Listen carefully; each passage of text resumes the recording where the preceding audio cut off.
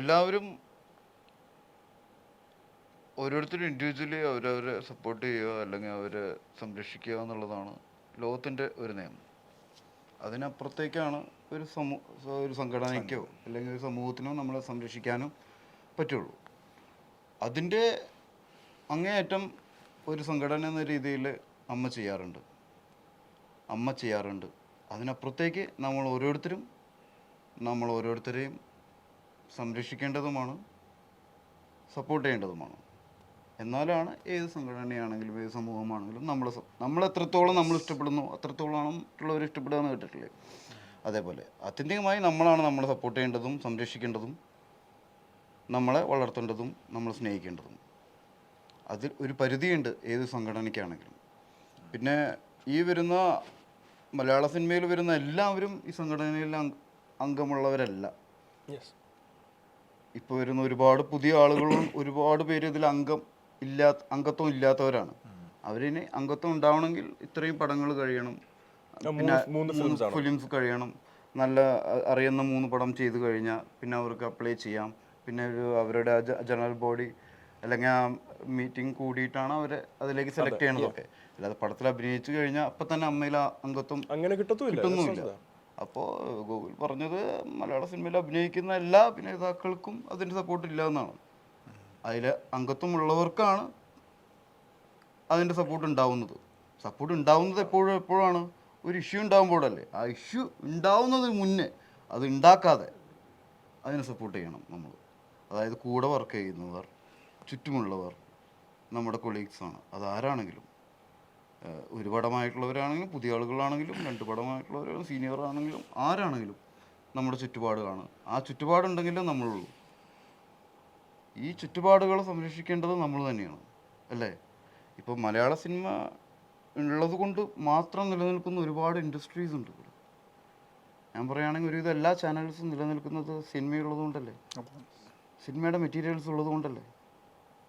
ഞാനിവിടെ 93 ഏഷ്യാനെറ്റ് വരുമ്പോൾ ഏഷ്യാനെറ്റ് നിലനിന്നിരുന്നത് മലയാള സിനിമ ചലച്ചിത്ര ഗാനങ്ങൾ കാണിച്ചിട്ടും മലയാള സിനിമ കാണിച്ചിട്ടുമാണ്. അതായത് ഒരു ദിവസം തള്ളി നീക്കിയിരുന്നത്, അല്ലേ? ഇപ്പോഴും അതിനുശേഷം ഇത്രയും ചാനൽസ് ഉണ്ടായി. അതിൻ്റെ മെയിൻ മെറ്റീരിയൽസ് ഉണ്ടാവുന്നത് എവിടെ നിന്നാണ്? സിനിമയിൽ നിന്നാണ്. വാർത്താ ചാനലുകൾ ഇത്രയും ഉണ്ടായി.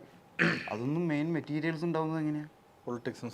പൊളിറ്റിക്സും സിനിമയാണ്. സിനിമയിലെ ആളുകളുടെ വാർത്ത കൊടുത്തിട്ടാണെങ്കിലും അവരെ വാർത്ത കൊടുത്തിട്ടാണെങ്കിലും അതിലെ രംഗങ്ങൾ ഉപയോഗിച്ചിട്ടാണെങ്കിലും ഇവരുടെ ബേസിക് ആയിട്ടുള്ള ചാനൽ അല്ലെങ്കിൽ പാരൻറ്റ് ചാനലും എൻ്റർടൈൻമെൻറ്റ് ചാനലിൻ്റെ ഒക്കെ നിലനിൽക്കുന്നത് അതുവഴിയാണ്. ഇവിടെ ഓൺലൈനൊക്കെ നിലനിൽക്കുന്നത് ഒരു സിനിമയുടെ മെറ്റീരിയൽസ് ഉപയോഗിച്ചിട്ടാണ്. ഇവിടെ ഇൻസ്റ്റഗ്രാം ആണെങ്കിലും ഇപ്പോൾ ടിക്ടോക്ക് ആണെങ്കിലും എല്ലാ ആപ്പുകളും നിലനിൽക്കുന്നത് സിനിമയുടെ മെറ്റീരിയൽസ് ഉപയോഗിച്ചുകൊണ്ടാണ്, അല്ലേ? അപ്പോൾ ഈ സിനിമ നിലനിൽക്കേണ്ടത് ഇവരുടെ എല്ലാവരുടെയും ആവശ്യകതയാണ്. അപ്പോൾ അതിന് ഒരിക്കലും വളരെയധികം ക്രൂശിക്കരുത്, അല്ലെങ്കിൽ ഇല്ലാതെയാക്കാൻ ശ്രമിക്കരുത്. ഇതെല്ലാം എല്ലാം ഭാഗമായിട്ടുള്ളതും നമ്മളെല്ലാം നിലനിൽക്കുന്നത് ഇതുകൊണ്ടാണ്. ഈ വ്യക്തികളില്ലാതെയായാലും ഈ സംഭവങ്ങൾ ഇവിടെ ഉണ്ടാവും. വ്യക്തികളെയാണ് ഇല്ലാതെയാക്കാൻ നോക്കുന്നതെങ്കിൽ ആ സംഭവം അല്ലെങ്കിൽ ആ ഇൻസ്റ്റിറ്റ്യൂഷനാണ് മെയിനായിട്ട് അതിൻ്റെ കോട്ടം വരുന്നത്, അല്ലേ?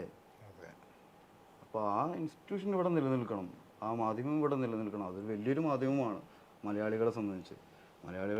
സംഗീതം എന്ന് പറയുന്നത് മലയാള സിനിമ ചലച്ചിത്ര സംഗീതമാണ്, അല്ലേ? അതിനപ്പുറത്തേക്ക് ഒരു സംഗീതം ലോകത്തുണ്ടെങ്കിൽ കൂടി നമ്മൾ അറിയുന്നത് മലയാള ചലച്ചിത്ര സംഗീതം വഴിയാണ്. അപ്പം എല്ലാ കലകളെയും നമ്മൾ അറിയുന്നതും അല്ലെങ്കിൽ കൂടുതൽ എൻഹാൻസ് ചെയ്യപ്പെടുന്നതും സിനിമ വഴിയാണ്. അല്ലെങ്കിൽ എല്ലാവരും സിനിമയിലേക്ക് എത്താൻ വേണ്ടിയിട്ടാണ് എല്ലാവരും. അൾട്ടിമേറ്റ് സിനിമയാണ് പലതിൻ്റെയും. നിങ്ങൾ ആണെങ്കിലും ഒരു പടം ചെയ്യാനല്ലേ നോക്കുന്നത്, അല്ലേ?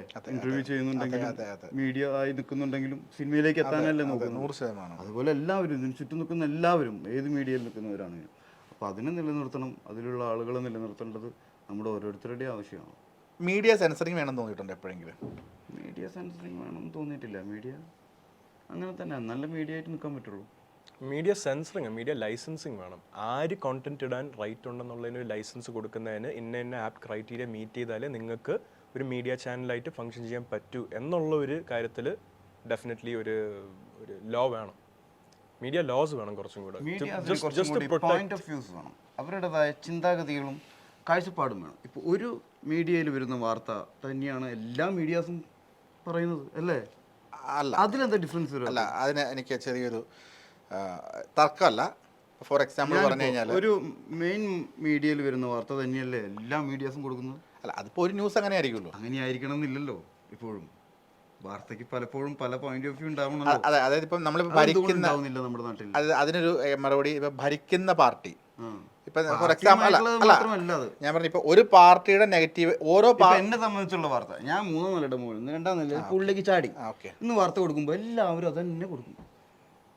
എങ്ങനെയാ 3ാം നിലയിൽ നിന്ന് 2ാം നിലയിലേക്ക് ചാടി പൂളിലേക്ക് ചാടി ഒരാളുടെ തലമണ്ട പൊട്ടിപ്പോവില്ലേ എന്ന് ഒരാളും ചോദിക്കുന്നില്ല. എന്തുകൊണ്ട് ആ വാർത്ത അങ്ങനെ വരുന്നില്ല? 3ാം നിലയുടെ മുകളിൽ നിന്ന് 2ാം നിലയിലെ പൂളിലേക്ക് ചാടിയ ഒരാളുടെ തലമണ്ട പൊട്ടിപ്പോവോ? ചിന്തിച്ചു നോക്കിയേ. സാധ്യതയുണ്ട്. എങ്ങനെ? ഒരു വെള്ളത്തിലേക്ക് എത്ര ഉയരത്തുനിന്ന് ചാടുന്നു അത്രയും താഴ്ച വേണമല്ലോ. വേണം. അപ്പോൾ അത്രയും താഴ്ചയുള്ള ഒരു പൂള് കൊച്ചിയിലുണ്ടോ? ഒരു 10 അടിയെങ്കിലും താഴ്ചയുള്ള. അപ്പം എന്തുകൊണ്ട് അങ്ങനെ ഒരു ചോദ്യം വേറൊരു മീഡിയയുടെ ഭാഗത്ത് വരുന്നില്ല? എല്ലാവരും ആ വാർത്തയെ തന്നെയല്ലേ ഫോളോ ചെയ്യുന്നു. അതെന്തുകൊണ്ടാന്ന് വെച്ച് കഴിഞ്ഞാൽ ഇറങ്ങിപ്പോകുന്ന വിഷ്വൽസ് വരുന്നതുകൊണ്ടാണ്. ഇറങ്ങിപ്പോകുന്ന വിഷ്വൽ മാത്രമല്ലേ ഉള്ളൂ, പൂളിലേക്ക് ചാടുന്ന വിഷ്വൽ ഇല്ല. പൂളിൽ നിന്ന് എഴുന്നേറ്റ് വരുന്ന വിഷ്വൽ ഉണ്ടോ? ഇല്ല. റിസപ്ഷനിൽ ഞാൻ ക്രോസ് ചെയ്ത് പോകുന്ന വിഷ്വൽ മാത്രമല്ലേ ഉള്ളൂ. അപ്പം നിങ്ങളൊക്കെ അങ്ങോട്ട് വിശ്വസിക്കുക ഞാൻ 3ാം നിലയിൽ നിന്ന് 2ാം നിലയിൽ ചാടി എന്നിട്ടായിരുന്നു ഇറങ്ങിപ്പോയെന്ന്. അതിന് 2020 ലാലേട്ടം ചാടുന്ന ഒരു വിഷ്വലും അല്ലേ? ശരിയാ. ഒരുപാട് ആൾക്കാരുടെ ചോദ്യങ്ങൾ നിങ്ങളുടെ ഇതെനിക്കറിയാം കേട്ടോ. ഞാൻ നേരത്തെ എനിക്ക് ജസ്റ്റ് ഓർത്തിടപ്പോൾ ഞാൻ ആ ന്യൂസ് വായിച്ചത് തന്നെ കംപ്ലീറ്റ് ഡിഫറെന്റ് ആയിട്ട്. ഷൈൻ ചേട്ടൻ ഏതോ ബിൽഡിങ്ങിൽ നിന്ന് ചാടി അവിടെ നിന്ന് ഓടിയെന്തുമാണ് ഞാൻ ന്യൂസ്. അതാണ് ഞാൻ ചോദിക്കുന്നത്. അപ്പോൾ ഇത്രയും മീഡിയാസ് ഉണ്ടാകുമ്പോൾ എന്തുകൊണ്ട് വേറൊരു വാർത്ത ഉണ്ടാവുന്നില്ല, വേറൊരു ചോദ്യം ഉണ്ടാവും? എല്ലാ പ്രൈം ടൈമിലും ഇതായിരുന്നു ന്യൂസ്. ഇത് എല്ലാവരും അതേ തന്നെ പല. ഇപ്പം നിങ്ങൾ 4 പേരുണ്ടെങ്കിൽ 4 പേർക്കും 4 പോയിന്റ് ഓഫ് വ്യൂ ഉണ്ടാവണ്ടേ, 4 കാഴ്ചപ്പാട് ഉണ്ടാവണ്ടേ? അപ്പോഴല്ലേ ഒരു സമൂഹം നന്നാവുക. പക്ഷെ അതൊരിക്കലും പ്രാക്ടിക്കലി നിങ്ങൾ തിങ്ക് ചെയ്യില്ല. തിങ്ക് ചെയ്യാത്തതുകൊണ്ട് മാത്രമാണ്. നിങ്ങൾ ആരും ഈ സംഭവം കണ്ടിട്ടില്ല, ആർക്കും ഇതിൻ്റെ കറക്റ്റായിട്ടുള്ള വിഷ്വലും ഇല്ല. അപ്പോൾ ഒരാൾ കൊടുക്കുന്ന വാർത്ത തന്നെ എല്ലാവരും അങ്ങോട്ട് കൊടുക്കും. ഭൂമി ഉരുണ്ടതാണെന്ന് പറയുമ്പോൾ 10 ആളും പറയാം ഭൂമി ഉരുണ്ടതാണെന്ന്. കണ്ടിട്ടൊന്നും പ്രേക്ഷകന് ആ വാർത്തക്കാണ് എന്താണ് ഏറ്റവും TRP എന്നുള്ളതുകൊണ്ട് എല്ലാവരും എടുത്തും കൊടുക്കും. അപ്പൊ അത് വാർത്തയല്ല, സത്യമല്ല എന്ന് മനസ്സിലായിക്കൂടെ? ആ ഫാക്ട്സ് അവിടെ എത്തുന്നില്ല. പ്രേക്ഷകന് ഓരോ ചാനലിന്റെ അജണ്ട അനുസരിച്ചുള്ള അവരുടെ സ്റ്റൈൽ ഓഫ് ന്യൂസ് എന്താണെന്നുള്ളതിന്റെ ആ ഫാക്ട്സ് എടുത്ത് പ്രോസസ്സ് ചെയ്ത് ഇൻഫർമേഷൻ ആണ് കിട്ടുന്നത്. ഫാക്ട്സ് എത്തിക്കുക പ്രേക്ഷകനിലോട്ട്, എന്നിട്ട് അവർ തന്നെ ഇൻഫർമേഷൻ ക്രിയേറ്റ് ചെയ്യട്ടെ ഫാക്ട്സ് വെച്ചിട്ട്. അല്ലെങ്കിൽ അവർ ഫാക്ട്സ് അസ്യൂം ചെയ്യാൻ നോക്കും, എന്താണ് ഇതിന്റെ പുറകിലുള്ള സത്യമെന്ന് വാർത്ത കിട്ടിയിട്ട് അവർ അസ്യൂം ചെയ്യും. അതിനേക്കാൾ നല്ല സത്യം വെച്ചിട്ട് അവർ തന്നെ അവരുടെ മനസ്സിൽ വാർത്ത ഉണ്ടാക്കട്ടെ, എന്തായിരിക്കും സംഭവിച്ചെന്നുള്ള സത്യം വെച്ചിട്ട്.